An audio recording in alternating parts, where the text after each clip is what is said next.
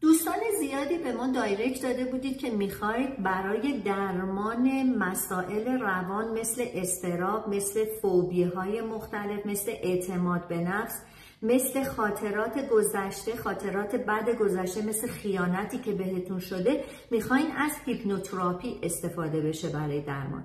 این دوستان عزیز به ما دایرکت بدن، هم موضوعشون رو مشخص بکنن و همین که شرایط باهاشون هماهنگ میشه، هم میتونیم آنلاین و لایوی که همه دارن میبینن هیپنوتیزمش بکنیم و هم میتونیم به صورت خصوصی هیپنوتراپی انجام بدیم در 4 تا 6 جلسه.